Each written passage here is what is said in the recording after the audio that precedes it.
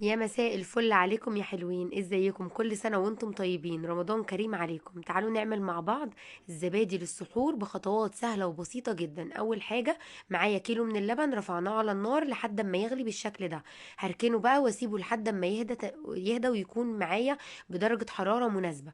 تمام. هبتدي بقى هنا اجيب الخلاط او الكبة او حتى المضرب اليدوي، مفيش اي مشكلة. هبتدي اضيف عليها مقدار من كوباية الزبادي. كوباية الزبادي دي انا عندي ركناها بقالي يومين في التلاجة. تمام. عشان دي بالنسبة لي خميرة هعمل بيها الزبادي بتاعي. فانا دلوقتي باخد منها معلقة كبيرة. تمام. وعلى مقدار الكيلو اللبن. طيب لو هو كوباية الزبادي صبحة هاخد اكتر، هاخد معلقتين. تمام. لو انا لسه جايبه اللبن وجايبه الزبادي في نفس اليوم وابتدي ان انا استخدمه، هاخد معلقتين من الزبادي. لكن لو هي بقى لها يومين عندي، فانا بالنسبه لي كده الخميره عندي بقت حلوه قوي. فهحط منها معلقه كبيره كفايه قوي. فانا هنا هعمل مقدار اكبر من الكيلو، انا حبيت بس اوريكم الكيلو.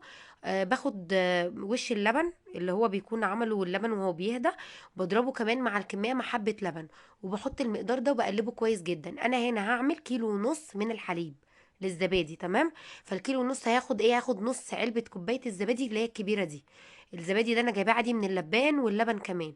هضربهم بقى بالمضرب اليدوي كويس جدا، وبالنسبه لي بقى جاهز. جايبه بقى الطواجن بتاعتي، انا تقدري تحطيها في كوبايات عادي ازاز، او كوبايات الحضانه بتاعت الزبادي، مفيش اي مشكله. او حتى طواجن زي دي اللي بنجيبها من بره وبيكون طعمها حلو قوي، طعمها مميز. فعشان كده بقى انا ضربتها ليه بقى في الخلاط او في الكبه، اللي هو الجزء من الحليب مع الخميره اللي هي الزبادي اللي احنا ضفناه. لاني انا عايزه الفوم اللي على الوش ده بيكون معايا قشطه رقيقه جدا على وش الزبادي، بيكون طعمه تحفه يا جماعه.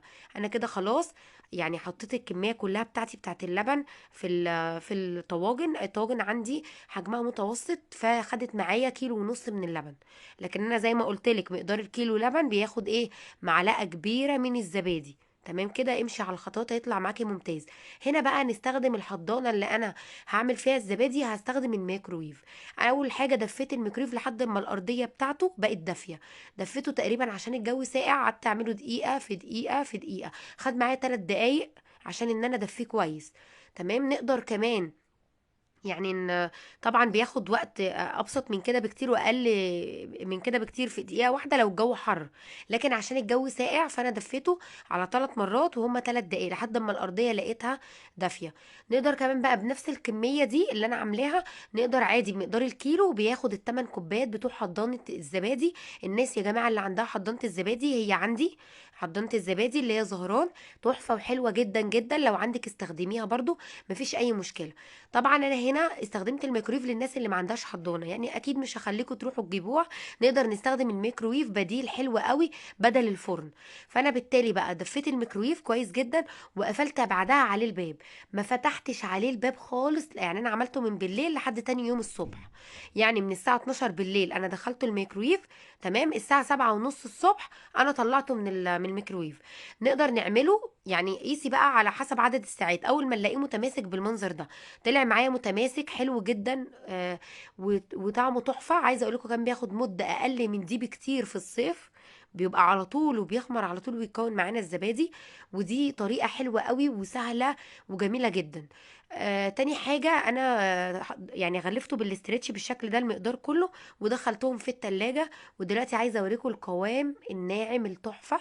قوامه حلو قوي، ناعم وجميل، عامل طبقة قشطة رقيقة كده على الوش، خطير يا جماعة.